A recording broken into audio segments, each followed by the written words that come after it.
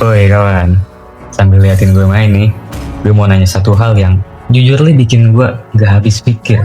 Ini kotak nggak berhenti dah. Lo tahu kan, kalau di penghujung tahun 2025 ini, Sumatera itu lagi bener-bener tenggelam. Bukan cuma banjir semata kaki, cok. Ini tuh udah kayak tsunami, jir. Coba lu lihat video ini dulu dah, kalau nggak percaya. Ini tuh level krisis yang udah di luar nalar. 1.000 orang meninggal, men. Lu baru tahu kan? Baru tahu kan? Ini gue kasih tunjuk datanya deh. No, baca no. Masih nggak mau baca? Ya elah. Dasar minim literasi ini gue bacain dah. Tapi herannya, kok di timeline kita tuh isinya cuma joget-joget sama drama artis doang ya? Emang bener ya? Empati kita itu sependek durasi TikTok gitu. Yang di swipe-nya itu nggak nyampe 1 detik. Parah itu kan? Coba lihat nih kalau TikTok gua. Pedindo Pix pros...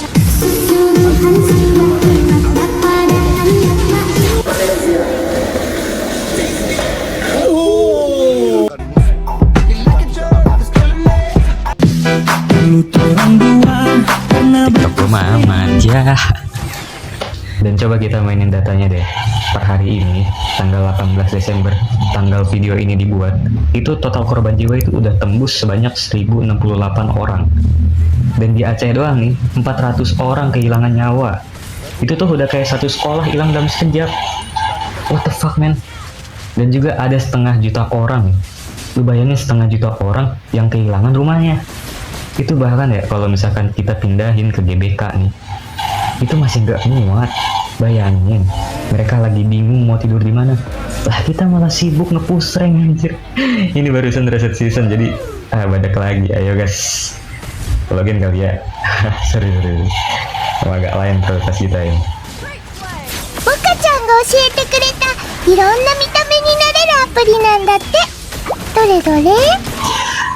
Terus lu pikir ini cuma gara-gara hujan? Please lah, lu nggak usah polos-polos banget kayak pantat bayi gitu. Ini hujan emang turun dari langit, iya gue tahu. Tapi airnya mampir ke rumah warga coy, itu karena diundang. Hutan di hulu udah habis dibabat buat sawit sama tambang. Ya cuan sawitnya itu lari ke kantong-kantong sultan. Nggak perlu gue sebutin lah ya namanya. Apa perlu gue sebutin nih? Gak usah lah ya.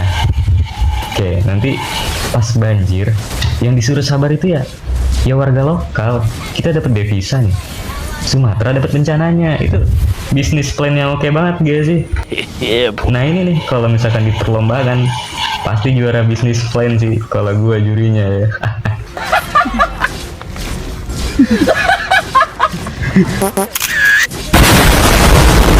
Nah plot twistnya nih, kerugiannya itu tembus sampai 68 triliun loh. Itu lu bayangin duit segitu kalau dipakai buat sebelah, itu bisa buat nambal palung Mariana, coy. Nah, yang paling bikin gemes ini, itu pas udah bahas status bencana gitu. Skalanya kan ini udah horor gini ya, tapi kok masih belum menjadi bencana nasional sih? Oke, itu dulu. Sekarang udah jadi bencana nasional, nggak apa-apa. Telat itu nggak apa-apa. Kita kan emang keren ini, punya pemerintah yang mindsetnya itu better late than never. Anjay. Goblok banget, coy. Nah alasannya kan karena daerah masih bisa nanganin. Oke, masih bisa nanganin ya. Dan mungkin kalau belum stimulasi iya bisa nanganin. Dan belum dianggap darurat kali ya. Dan untuk program-program lain yang lu tau lah maksud gue, program lain yang triliunan per hari itu tuh langsung gaspol tanpa rem gitu. Itu anggaran bencana mah antri dulu ya. Mas maju mas. Sabar mas nih, ngantri mas tuh.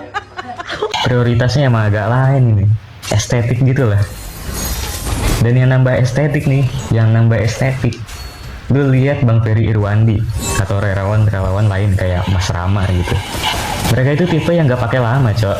Mereka dengar kabar aja langsung gas, mapping sendiri, bikin dapur umum sendiri. Itu gercep banget sumpah.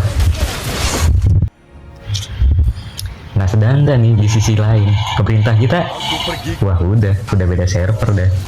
Pas rakyat udah berjibaku di lumpur nih, kita malah disuruh bahas prosedur perizinan penggalangan dana yang katanya sih biar accountable dan kredibel ya.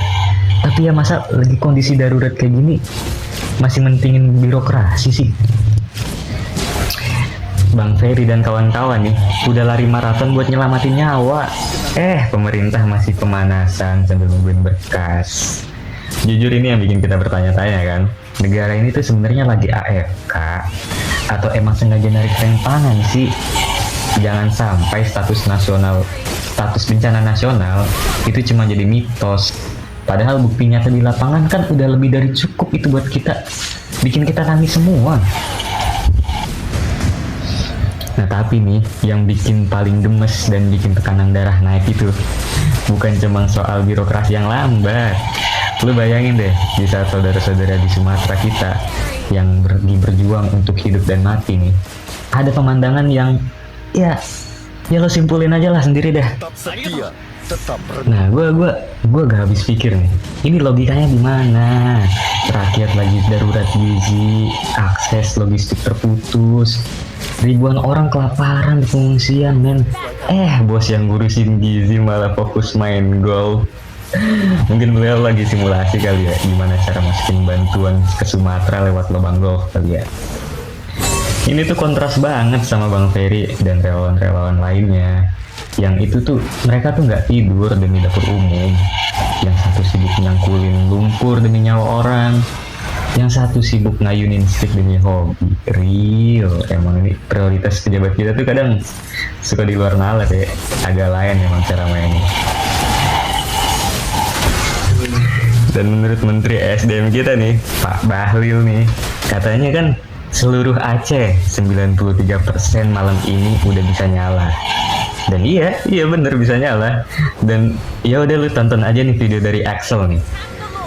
93% menurut pemerintah lampu sudah menyala di kota Tamiang. Seperti yang kita lihat sangat menyala Tamiangku. Oke, pemerintah nggak mungkin bohong, nggak mungkin. Saya cinta pemerintah, saya cinta kota Tamiang sangat terang, mirip Pyongyang di Cina, tau nggak sih, terang banget. Ya, cut. Terima kasih teman-teman. Nggak mungkin.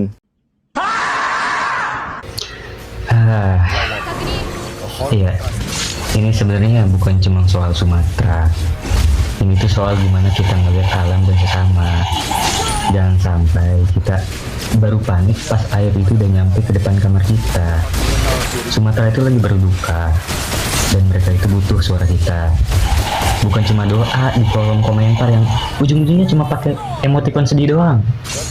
Jadi menurut lo nih, emang sengaja dibiarin atau emang kita itu udah secuek itu sih?